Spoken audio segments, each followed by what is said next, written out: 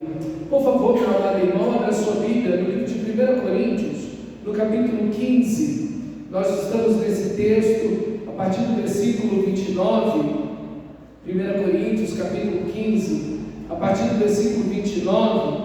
Nós vimos, enquanto você abre o texto sagrado, nós vimos no começo desse capítulo 15, como Paulo mostra as evidências históricas da ressurreição de Jesus. Os apóstolos viram Jesus ressuscitado, mais de 500 irmãos viram Jesus ressuscitado. Depois, o próprio apóstolo Paulo viu o Senhor Jesus ressuscitado. E logo em seguida, Paulo vai falar deste argumento que eles estão tendo de que, não há ressurreição dentre os mortos. Então, Paulo fala de 5 implicações seríssimas sobre essa afirmação que não há ressurreição dentre os mortos, como isso seria terrível a ideia de que Jesus não tivesse ressuscitado. E logo em seguida Paulo vai falar sobre a realidade inegável e inevitável da ressurreição, mostrando que assim como Adão existiu e morreu, e o pecado entrou na sua vida e ele morreu, assim também em Cristo Jesus nós vivemos, ok? Jesus, um homem histórico e que viveu, que morreu naquela cruz, que ressuscitou, e por ele vem a vida. E agora, no versículo 29, Paulo vai trazer, a partir desse versículo, argumentos maravilhosos para mostrar para esses irmãos de Corinto sobre a ressurreição, falando aí da nossa própria atitude humana, ok? Dentro da própria atitude humana, como essa ideia de não haver ressurreição é contrária até mesmo àquilo que o próprio ser humano faz naturalmente. Os cristãos estão fazendo ali na cidade de Corinto. O versículo 29 diz: se não há ressurreição, o que farão aqueles que se batizam por causa dos mortos, se absolutamente os mortos não ressuscitam, porque se batizam por causa dos mortos? Meus irmãos, esse texto, ele é único. Não existe outro texto da Bíblia que cite a ideia de um batismo pelos mortos. E para você ter uma ideia, existem mais de 40 interpretações desse texto. Então isso significa que ninguém sabe o que o texto está dizendo, né? Quando você tem mais de 40 interpretações diferentes desse texto, é nítido, ninguém sabe exatamente o que esse texto está dizendo. Então ninguém pode chegar e bater o martelo. E aqui tem algo importante já para mim e para você. Quando nós vamos ler a Bíblia, às vezes as pessoas querem colocar uma doutrina, estabelecer uma regra, trazer um comportamento, decisões e atitudes para dentro da igreja, às vezes firmados num texto obscuro, como no caso esse texto aqui, ok? Esse texto aqui. Então os mormons usam esse texto para se batizarem pelos mortos. Isso é totalmente errado. Ninguém sabe, nenhuma religião pagã tinha batismo pelos mortos, nem as religiões de mistério. Não há nenhum ponto histórico que você consiga identificar essa ideia de batismo pelos mortos. Nada, nem no cristianismo, nem fora do cristianismo, em religião alguma. Não temos nenhuma informação sobre essa questão de batismo pelos mortos. Então é um erro você basear uma doutrina, uma atitude, ok? Em cima de um texto que você não tem certeza exatamente, ok? Uma doutrina é igual uma pirâmide.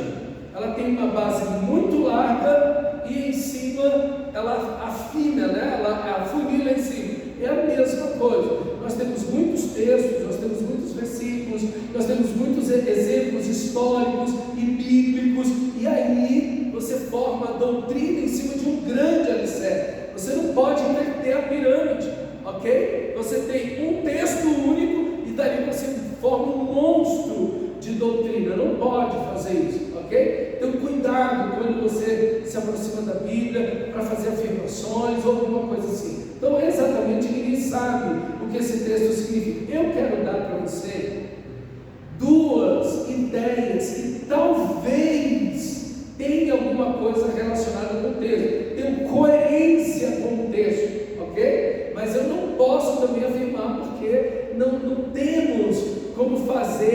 bater o martelo e dizer, não, é isso aqui e acabou. A primeira ideia aqui, que talvez seria, né,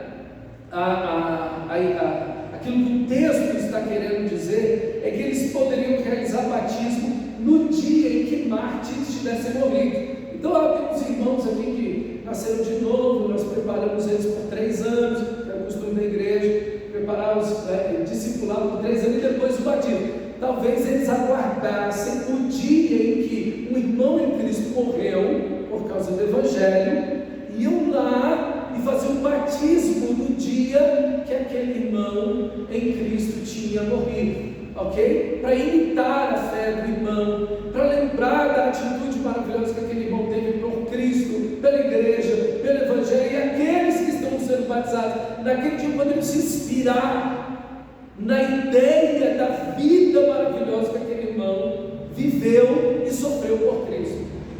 Pode ser, não ofende o texto, ok? Tem uma coerência, tem uma beleza no texto, não é algo que vai levar ninguém para o pecado, ok? Então pode ser essa uma ideia, ok? A segunda ideia que poderia ser é que alguns estavam sendo batizados, mas estando, e aqui aqueles que se batizavam, que viravam cristãos naquela época, eles sabiam que eles poderiam entregar suas vidas para o sofrimento e até para o martírio.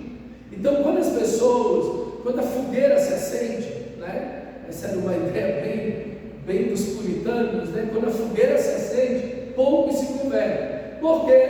Porque quanto mais perseguição, menos gente se atreve a ser um cristão. Porque quando tudo está em paz, sempre tem um monte de crente picareta por aí, né? Pica fumo, qualquer um vai lá mas quando a fogueira acende, aí o trem aperta. Aí fica que é cristão de verdade, ok? Isso em qualquer momento da história, inclusive nos nossos dias, é assim. Talvez o que ele está dizendo aqui é que o batismo que os irmãos recebiam nas águas era também indicativo que eles poderiam sofrer e até entregar a vida deles para o martírio.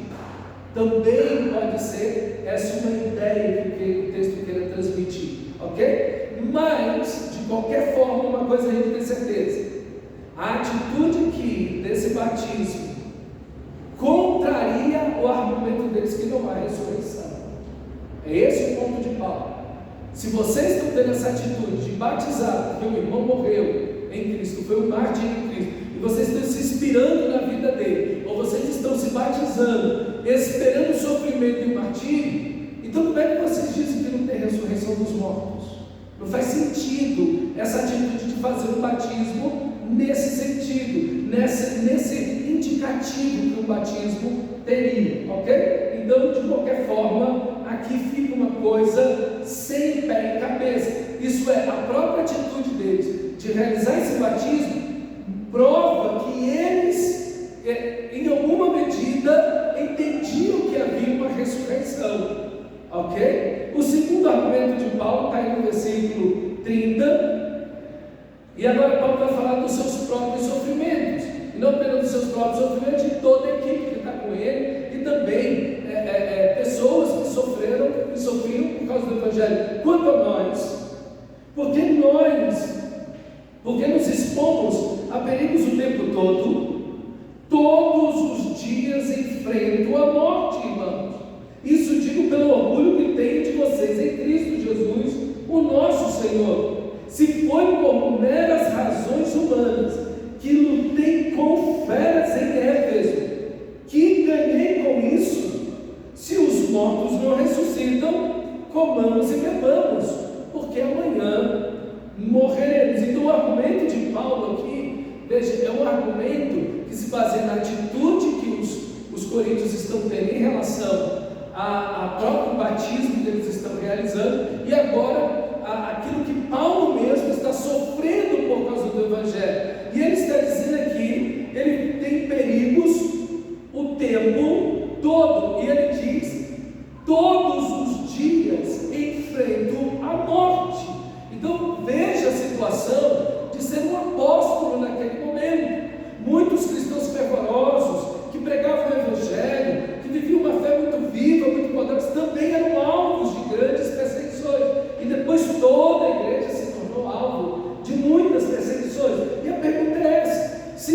tem ressurreição, por que é que a gente está sofrendo? Por causa do Evangelho.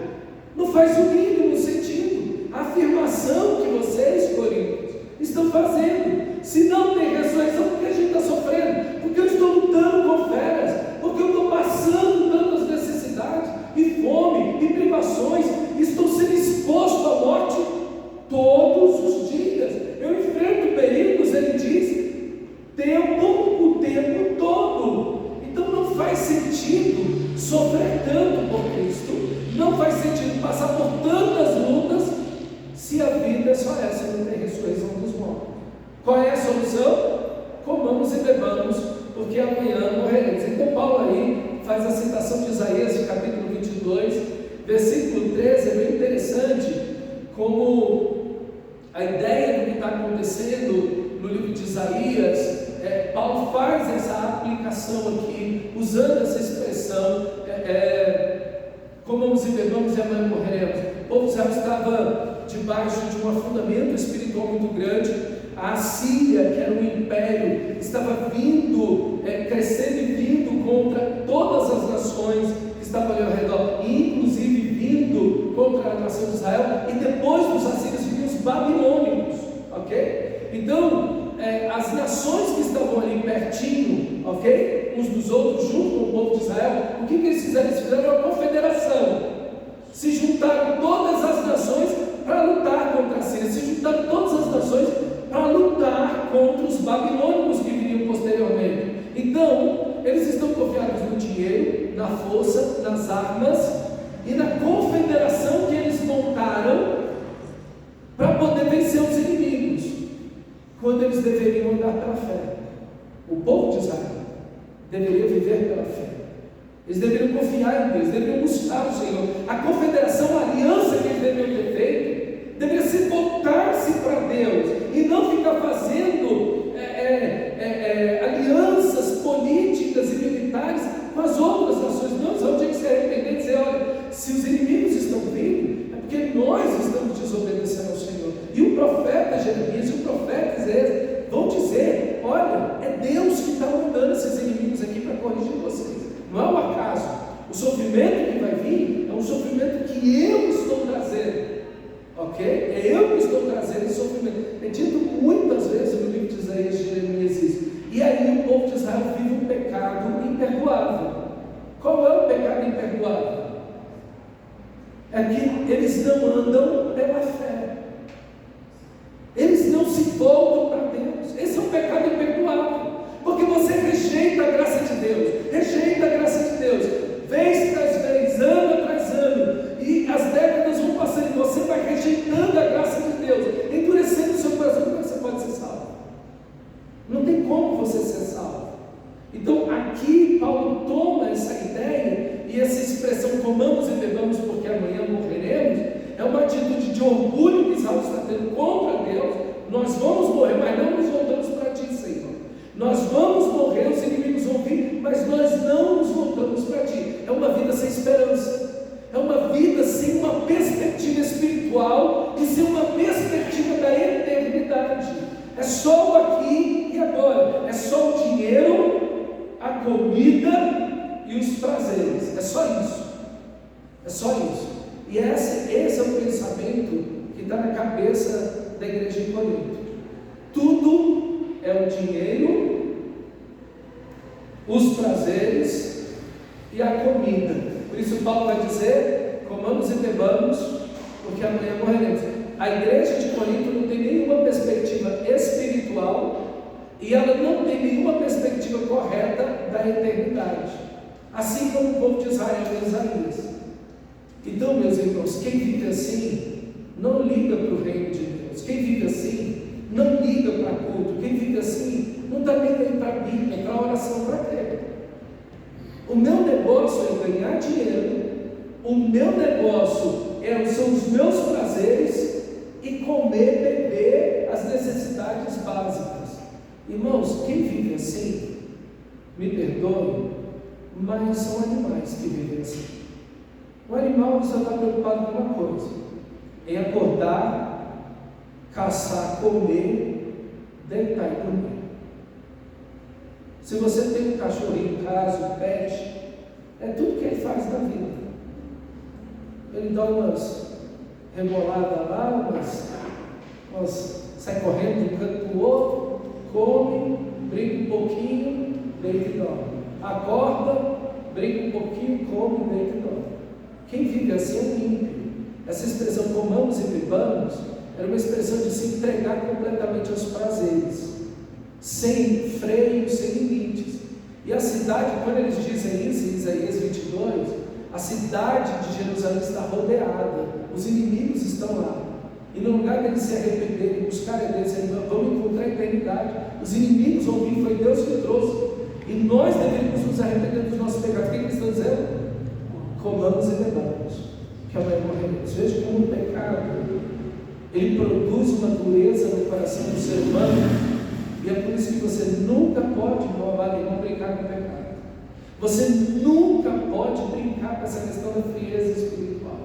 Você nunca pode perder a perspectiva de uma espiritualidade saudável e de uma eternidade iminente. Nós nunca podemos perder essas perspectivas bíblicas de que existe um Deus, Ele reina soberano, e que nós somos como uma flor que caminha para murchar, que nós somos peregrinos e forasteiros nessa vida. Nós não podemos perder nunca essa perspectiva, porque se você perde essa perspectiva, você simplesmente vai viver para ganhar dinheiro, para comer e beber e ter seus prazeres. E quanta gente na igreja vive nessa perspectiva? A pessoa só pensa nisso. Sua vida se resume a isso. Vamos evangelizar? Não. Vamos orar? Não. Vamos ler a Bíblia? Não. E culto? Não. Então a pessoa, ela vive eu fiquei muito assim com essa. Como eu ia pregar sobre família numa igreja, eu fiz uma pequena pesquisa rápida sobre alguns dados. E irmãos, nós da igreja evangélica brasileira, a igreja evangélica brasileira, há mais divórcios dentro da igreja evangélica brasileira do que entre os não crentes. Os jovens, os solteiros dentro da igreja têm relação sexual e vivem uma vida sexualmente ativa tanto quanto o mundano que está lá fora. Aí você olha e fala, meu Deus, não tem diferença. Você vê essas pessoas, esse é o ateísmo, esse povo me honra com os lábios, mas o seu coração está longe de mim. Meus irmãos, é exatamente isso que está acontecendo com a igreja de Corinto, e que alerta para mim e para você, de que isso não aconteça conosco, meu irmão, que se você sente essa frieza espiritual, quando você não avança na fé, como Paulo vai chamá-los aqui, a avançar na fé, como isso deve fazer no nosso coração tremer, nos guiar a Deus, nos guiar em direção, em arrependimento diante de Deus, porque olha o versículo 33, não se deixe enganar, as más companhias corrompem os bons costumes. Eu quero dizer para você que a responsabilidade é sua de não ser enganado. Você é responsável por não ser enganado. Por quê? Porque você tem uma Bíblia, porque você tem pastor, porque você tem igreja, porque você tem culto de ensino na Bíblia, porque você tem aconselhamento, você tem tudo para não ser enganado. Então você é responsável por tudo que você ouve, por tudo que você vê. Meu amado irmão, não se deixe enganar. Você pode se deixar enganar, você pode se deixar levar pela cultura, e Paulo está dizendo que não se deixe enganar, e é também sua responsabilidade abandonar as más companhias. As más companhias corrompem, destroem os bons costumes. As más companhias contaminam a santidade, naturalizam o pecado, danificam o caráter, e você peca, abandonando as escrituras sagradas, se voltando contra Deus, contra os seus pastores e contra a sua igreja. Abandone definitivamente as más companhias. Às vezes tem alguém que está perto de você, no trabalho, em casa, na escola. Essa pessoa pessoa ela mina a sua fé. Essa pessoa te leva a uma frieza espiritual. Irmão, se afaste disso. Se afaste disso. É responsabilidade sua se afastar dessas pessoas e dizer: não, meu amigo, eu posso evangelizar o incrédulo, eu posso evangelizar o bêbado, eu posso evangelizar as pessoas que estão na miséria, mas não vai ficar na minha companhia, não, meu. Não vai ficar na minha companhia, não. Andar comigo, viver comigo, comungar comigo, ter aliança comigo, não. Porque se você faz isso vai minar a sua fé, a sua santidade. Você tem que ter amizade e você precisa ter bons relacionamentos. É dentro da igreja. É dentro da igreja. Por isso que você tem que valorizar os momentos de comunhão, porque aqui o irmão vai levar a sua fé mais diante, vai animar você a orar. Você ora pelos irmãos, os irmãos oram por você. Você chora e tem quem te console. Você carrega as cargas uns dos outros. Por isso que nós temos que nutrir e fortalecer os nossos relacionamentos aqui, dentro da igreja. Dentro da igreja. Ah, mas tem defeito? Claro, você tem defeito e todo mundo tem, quem é que não tem? E é por isso que a gente não vai se relacionar com as pessoas. Eu estava dizendo outro dia para minha tia, as pessoas põem 1000 defeitos na igreja e diz que não vão para a igreja porque tem muitos defeitos. Eu falei: porque essas pessoas não andam no trabalho delas. Minha tia diz: é verdade, eles não andam no trabalho. Lá no trabalho tem um monte de gente complicada e ruim, eles não deixam o trabalho. Então, o mais importante do trabalho é a igreja. Aí o carnal vai dizer o quê? É o trabalho. Mas o espiritual vai dizer: o mais importante é a igreja, porque a igreja é o corpo de Cristo. Meus irmãos, a gente não pode deixar de ter comunhão na igreja, porque as pessoas têm suas limitações, têm seus problemas, têm seus entraves. Não. É hora da gente perdoar, lavar os pés uns dos outros, manter comunhão, pedir perdão, perdoar, ter bons relacionamentos. Abandone as nossas companhias, elas destruirão a sua fé. Elas destruirão a sua fé. E eu quero dizer que Deus deseja que você tenha os seus melhores amigos dentro da igreja, com certeza. Porque, meu irmão, aqui nós devemos ser mais do que amigos, nós devemos ser irmãos em Cristo. Irmãos em Cristo Jesus. É assim que Deus deseja. Pastor, eu não sinto que é assim. Então se arrependa, querido. Se arrependa. Não aponte o dedo para ninguém. Aponte o dedo unicamente só para você. E diga: olha, se os relacionamentos aqui na igreja não são melhores, a culpa é minha. As más companhias corrompem os bons costumes. Que nós possamos ter excelentes relacionamentos dentro da igreja e buscar, e nutrir, e alimentar esses bons relacionamentos para a glória de Deus. Versículo 34: recupere o bom senso. Literalmente no grego, não deixe de ficar bêbados. Ele acabou de dizer o quê? Comamos e bebamos, porque amanhã morreremos, certo? Ele vai ter atitude contrária. O mundano não tem esperança, não tem perspectiva espiritual nem da eternidade. Então ele se embriaga com o pecado, com a cultura, com o mundo. Você cristão não. Mantenha o bom senso, recupere o bom senso, não fique bêbado. Não deixe sua mente entorpecida, adormecida pelo pecado, como convém. E parem de pecar. Parem de pecar. Veja, isso é responsabilidade nossa. Não ser embriagado, não ficar com a mente totalmente tomada pela cultura, pelo pecado, parar de pecar. São mandamentos, são ordens, são imperativos para mim e para você, pois alguns são ignorantes quanto a Deus. Irmãos, que coisa terrível, que afirmação triste essa aqui. Alguns, ele está falando para a igreja, alguns são ignorantes com relação a Deus, quanto a Deus, e digo isso para envergonhar vocês. Eu quero dizer para vocês que um cristão ser ignorante em relação a Deus, não conhecer a Deus, não ter relacionamento com Deus, não crescer nesse relacionamento com Deus, deixar se envolver pela cultura, cair na frieza espiritual da religiosidade, isso é pecado.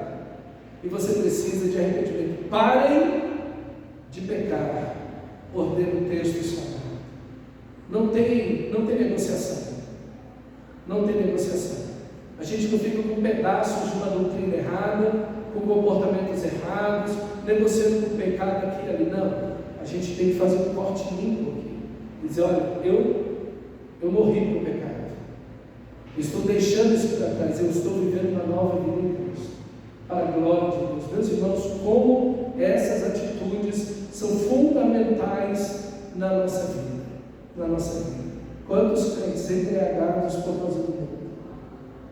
A pessoa vive como um ateu, diz que tem Deus na vida, mas a sua prática, sua vida, seu caráter, seu temperamento é pior, mas até ateu melhor de caráter, de temperamento, de atitude, de honestidade, de coerência do que cristão. Esse homem tem alguma coisa errada, muito errada, porque quem tem que ser sal e luz no mundo é o crente, não é o ateu, não é o incrédulo. Então a gente precisa rever essas coisas. Como eu disse para vocês, essa igreja é uma igreja teologicamente aberta, é uma igreja espiritualmente aberta. Ela está aberta à cultura, ela está aberta a tudo que está fora do Evangelho. E é um desastre que você tem aqui, uma igreja ignorante com relação a Deus. Ela desconhece a Deus, desconhece a vontade de Deus, quem é Deus, os planos de Deus, o caminho de Deus. E é o que acontece, vai viver em más companhias. Agora Paulo, a partir do versículo 35, ele vai tomar a criação como ponto para provar a ressurreição, como um meio de mostrar ao ser humano a necessidade da ressurreição. Olha o versículo 35. Mas alguém pode perguntar, e a pergunta é óbvia, né? Qualquer um vai fazer essa pergunta: como os mortos ressuscitam? Com que espécie de corpo virão? Lembremos que no início desse argumento, meus irmãos, o apóstolo Paulo estava mostrando como a ressurreição de Jesus Cristo colocou em movimento o fim. Como Jesus, ao morrer e ressuscitar, ele coloca início, ele dá movimento ao fim de tudo. E o fim é que na segunda vinda os mortos ressuscitarão em Cristo e serão transformados em glória. Ele ressuscitou. Se Cristo ressuscitou, o cristão verdadeiro vai ressuscitar. Se o Cristo ressuscitou, nós que esperamos em Cristo, nós que estamos em Cristo, nós que amamos a Deus, servimos a Deus e adoramos a Deus em espírito e verdade, também ressuscitaremos. E aí, então Paulo vai dizer, a partir de agora, tomando dois exemplos da criação, que há a ressurreição. O primeiro exemplo são as sementes e as plantas, e o segundo são os corpos terrestres e celestes.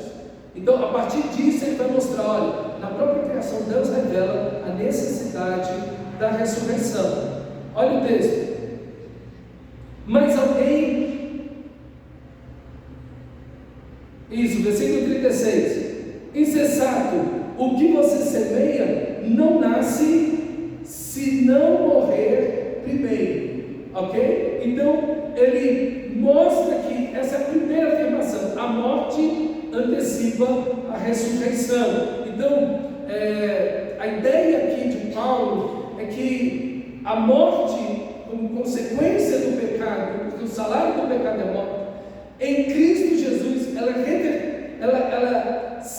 é revertida numa bênção agora para o cristão, porque o que seria o fim para a perdição, agora é o fim para a ressurreição, para a vida, ok? Aquele que está em Cristo agora encara a morte não como um fim para a perdição, mas encara a morte como um fim para a ressurreição, para uma glória eterna. E aí a gente vê a mesma ideia em Jesus. Lá em João capítulo 12, 24, Jesus diz assim: em verdade vos digo, que se um grão de trigo caindo na terra não morrer, ele está falando dele mesmo, fica ele só, mas se morrer, produz muito fruto. Qual é a ideia de Jesus? Jesus usa essa mesma figura de linguagem que Paulo está usando aqui, da semente e da planta. A semente, o grão de trigo, quando ele cai na terra, quando ele é semeado, ele morre primeiro. A casca dele precisa morrer. para que a vida brote dele. Se essa casca não morre, o grão não consegue produzir uma planta. O grão morre nele mesmo, ok? Então, Jesus diz: olha, eu vou morrer na cruz, e se o grão de trigo não cair na terra e não morrer, ele não produz vida. A minha morte vai ser a vida de vocês. É isso que Jesus está dizendo. Na minha morte, vocês terão vida. Assim, eu sou como um grão de trigo. E Paulo está usando a mesma ideia. O cristão, da mesma forma, ele morre porque ele espera a vida. Então, agora, Paulo dá uma perspectiva para o cristão que é totalmente contrária daquilo que o não crente vê da morte. O não crente olha a morte como o fim de tudo, como a destruição de tudo, como tudo que se acaba em si mesmo. Mas para o cristão não, é como uma semente, ok? E essa semente está cheia da vida de Deus. Versículo 37: quando você semeia, não semeia o corpo que virá a ser, mas apenas o simples grão, como de trigo ou de outra planta. Você, quando pega uma semente de abacate, aquela coisa redonda, grande, e você pega aquela semente e olha para o abacate, você diz: mas como isso aconteceu? De uma semente dessa, que não se parece nada com esse abacateiro, não tem nada a ver com esse abacateiro aparentemente. Aqui você tem um abacateiro em suas mãos. É isso que Paulo está dizendo. Você não planta um abacateiro, você planta a semente. E é interessante porque a ideia de Paulo, que essa ideia da semente, é que numa semente está a vida que Deus vai dar. É que na semente, numa semente está uma floresta inteira.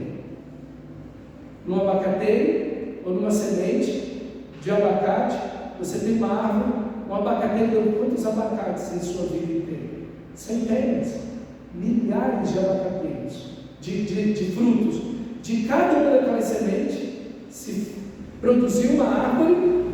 Cada semente daquela dando uma árvore, cada árvore dá milhares e milhares. Isso é multiplicativo. Mas veja, o que você semeia é aquela semente feia, mas o que você vê é a beleza, a grandeza, o fruto, a glória, a funcionalidade de tudo o que virá. Então, nesse sentido, a gente não tem a mínima ideia do que será em plenitude a nossa vida na eternidade. É isso que Paulo chama você e a minha atenção.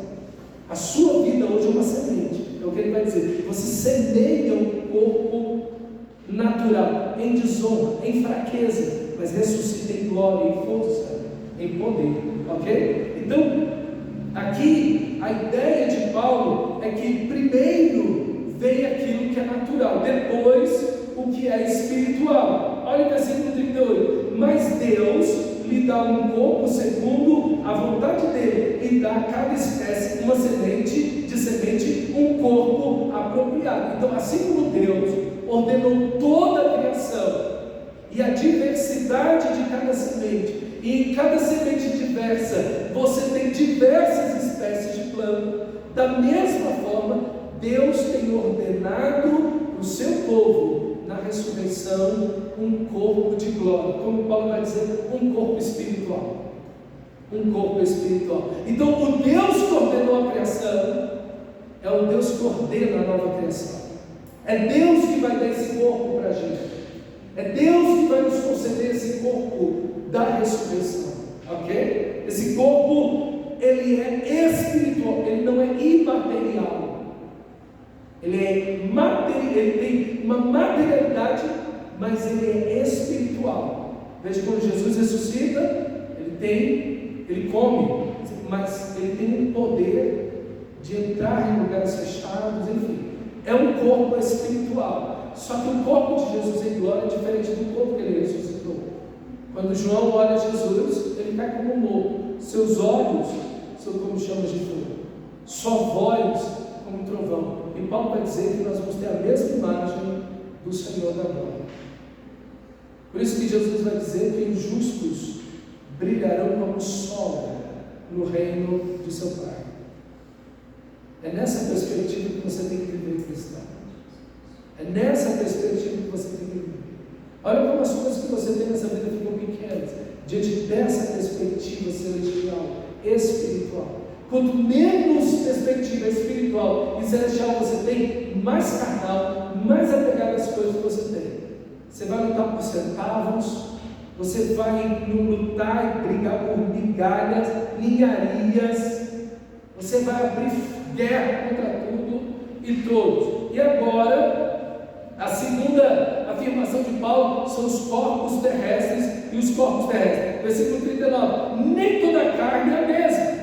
Os homens têm uma espécie de carne, os animais têm outra, as aves têm outra e os peixes têm outra. Novamente, a mesma ideia das sementes. Há uma diversidade aí nesses corpos, assim como uma diversidade nessas sementes. E ele vai trazer esse argumento agora no versículo 40. Há corpos celestes e há também corpos terrestres. Contudo, o esplendor dos corpos celestes é um e os dos terrestres é outro. Quando você pega e olha para você, para mim, olha os animais que estão ao nosso redor. E eu não sei se você já teve. Ontem nós fizemos um pouco disso, e a pastora estava caminhando, o sol se pondo, eu falei, olha lá bem, e assim o sol estava belíssimo, você olha aqui, você nem consegue ficar muito tempo olhando. E eu disse para ela, naquele sol cabem 1 milhão de planetas Terra, naquele sol, mas a glória que brilha nele, não tem nenhum bicho que tenha uma glória como a do sol, não tem uma pessoa que tenha uma glória como a do sol. Você hoje tem um corpo que é diferente dos outros animais que estão ao seu redor. Você tem um corpo, mas o corpo de glória, o corpo espiritual, será infinitamente mais glorioso do que o corpo que você tem hoje. É para isso que Paulo toma. E ele está dizendo, está vendo? Há corpos terrestres, animais, o ser humano, mas há corpos celestes, o sol, a lua, as estrelas, e ele vai dizer a diferença de glória entre estrela e estrela. Olha o conhecimento de Paulo, olha como é que ele está, né, além da sua época, é extraordinário isso. Olha aí, versículo 41, um é o esplendor do sol, outro o da lua, o outro das estrelas. Cada estrela tem o seu próprio esplendor. Assim será na ressurreição dos mortos, diz o versículo 42. Veja, ele toma essa ideia da diferença dos corpos terrestres e dos corpos celestes para mostrar, ok? Existem corpos físicos terrestres, mas existem corpos celestes. Assim também, a própria natureza mostra para a gente que as sementes se tornam árvores e que há uma glória nos corpos terrestres, mas uma glória infinitamente maior nos corpos celestes. Os corpos terrestres têm uma glória, mas os celestes têm uma glória infinitamente maior. Da mesma maneira, você, na ressurreição, será assim. Você hoje é só uma semente, mas você será uma árvore, uma floresta inteira para a glória de Deus. Hoje, o seu corpo tem um pouquinho de glória que vai acabando, murchando. Mas chegará um dia em que a glória que você terá será brilhar como o sol diante de Deus. É isso, essa é a perspectiva que Paulo nos dá. Assim, versículo 42, será com a ressurreição dos mortos. O corpo que é semeado é perecível e ressuscita imperecível, imortal. Veja, ele vai usar essa expressão, se semeia o corpo perecível. Versículo 42, olha aí, semeia o corpo. No versículo 43, é semeado em desonra, ok? E no próprio versículo 43, semeado em fraqueza. No versículo 44, é semeado corpo natural. olha aqui para mim. A sua vida é uma semente hoje. Deus fez você para ser uma semente hoje. E a semente, disse Jesus, só vai dar fruto, só vai virar árvore se morrer. Então você precisa, meu amado irmão, morrer em 2 sentidos, para que você tenha a ressurreição. O primeiro sentido é morrer para o pecado. Morrer para o pecado. Você tem que morrer para o pecado. Não há glória nenhuma no pecado. Pelo contrário, o pecado produz a destruição. Estamos longe de Deus. Aqui está a primeira morte que o cristão passa. Como Paulo diz, eu estou crucificado para o mundo, e o mundo está crucificado para mim. Logo, já não sou que vivo, diz Paulo, mas Cristo vive em mim. Então, nós fazemos morrer a nossa natureza pecaminosa, e por meio do corpo, nós semeamos a nossa vida no reino de Deus, no Evangelho, para a glória de Deus. Se trabalhamos, trabalhamos para a glória de Deus. Se comemos e bebemos para a glória de Deus. Se compramos e vendemos, se nos vestimos, se nos divertimos, tudo o que fazemos, queremos exaltar a Deus, glorificar a Deus, mas não apenas isso, tendo em perspectiva que a nossa vida aqui tem um alvo maior do que tudo. O cristão, ele não vive como um animal, que simplesmente come, dorme e tem seus prazeres. Não. O cristão, ele vive para a glória de Deus. Ele está aqui para reluzir a Cristo Jesus para esse mundo. Ele está aqui como sal e luz no mundo. Ele está aqui para a glória eterna de Deus. Aqui está o cristão. Aqui está o cristão. Mas ele também vive para semear a sua vida no reino. Para semear a sua vida. Olha, meu irmão, que você use a sua vida, seus talentos, seus diplomas, seu tempo, para servir ao reino de Deus. É esse o chamado que Paulo vai fazer no final desse capítulo. Já que há ressurreição, já que a morte foi vencida e que ressuscitaremos, sede generosos, abundantes no trabalho, no serviço do Senhor, porque no Senhor o nosso trabalho não é vão. Quem tem a perspectiva correta sobre a ressurreição, sobre a eternidade, não se poupa no trabalho de Deus, se investe, se gasta, se entrega de coração, de alma, para ver o reino de Deus crescer, para amar a Deus, para conhecer a Deus, para ler a Bíblia, para testemunhar de Cristo, para fazer boas obras. Essa perspectiva espiritual nos leva a buscar em primeiro lugar o reino de Deus e a sua justiça. Você conhece algum cristão que não busca em primeiro lugar o reino de Deus e a sua justiça? Ele não compreende a ressurreição dos mortos. Ele não entende, ele não tem uma perspectiva espiritual correta. Ele é mundano. Como Paulo diz para esses irmãos no capítulo 3, vocês são carnais. Vocês são carnais. Paulo diz isso 2 vezes no capítulo 3. Vocês são carnais. Por quê? Porque tudo eles estão com seus olhos apenas aqui. Eles não têm uma perspectiva de Deus e eles não têm uma perspectiva da eternidade em Deus. Então essa é a primeira morte que nós temos. A morte para o pecado e a vida para Deus. Mas também, irmão, a segunda morte que nós temos que ter é a morte física. O cristão encara a morte física de uma outra maneira. Deixa eu te dizer algo. Ninguém vai viver eternamente. Parece ser tão claro isso, parece ser tão óbvio isso. Mas parece que a gente não quer aceitar essa realidade, principalmente nos nossos dias. Quando alguém diz isso, a pessoa fala: ah, não, vira essa boca para lá, ah, isso é coisa que se fale. Não, você vai morrer, meu irmão. Eu vou morrer. Você não escapa disso, nem eu. E não tem ninguém sobre essa terra que escapa disso. Do que é que tu está falando? Que entorpecimento é esse de mente? pensando na eternidade. Aonde vão passar a eternidade? O que estão fazendo de suas vidas? Elas fazem como o texto diz: comamos e bebamos.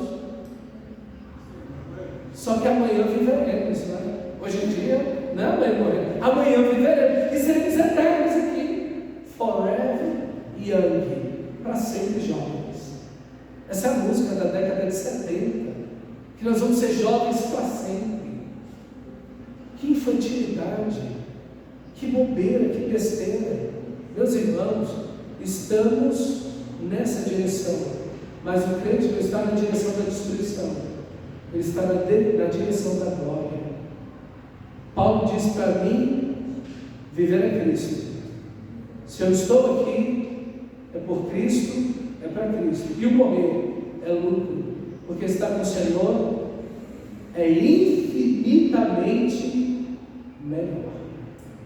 Essa é a perspectiva do cristão. Seu coração está suspenso da terra, não tem raízes aqui.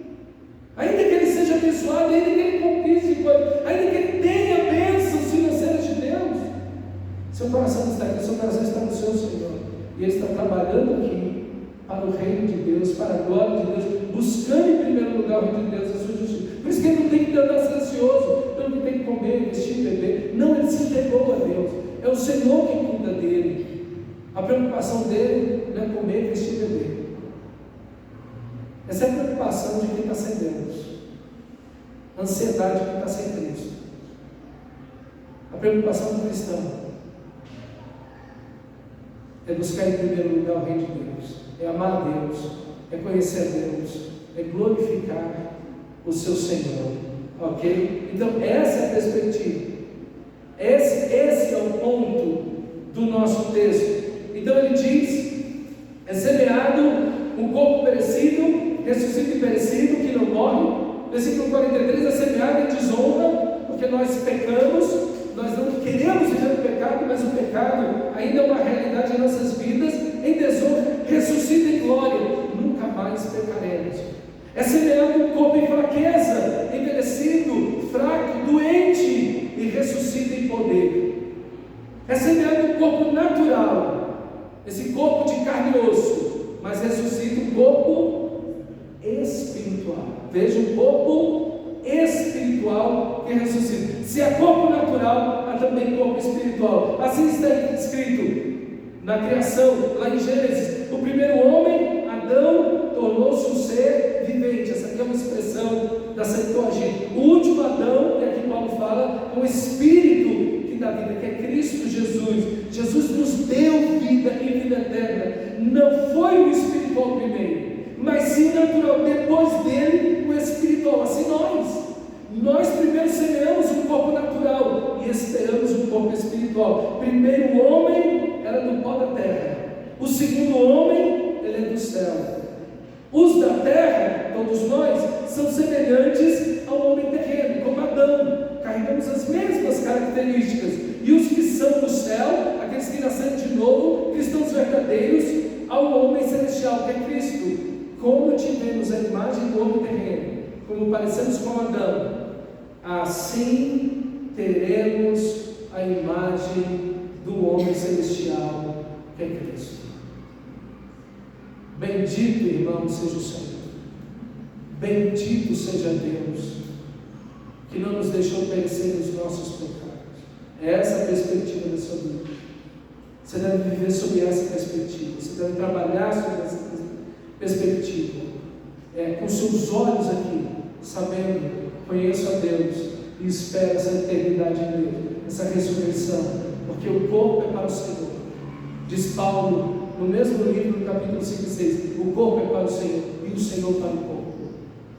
Então nós esperamos essa ressurreição maravilhosa. Por isso vivemos em santidade e para a glória de Deus, servindo ao nosso Senhor. Vamos orar ao Senhor. Feche seus olhos diante de um texto tão belo, irmão, tão maravilhoso. Você está vivendo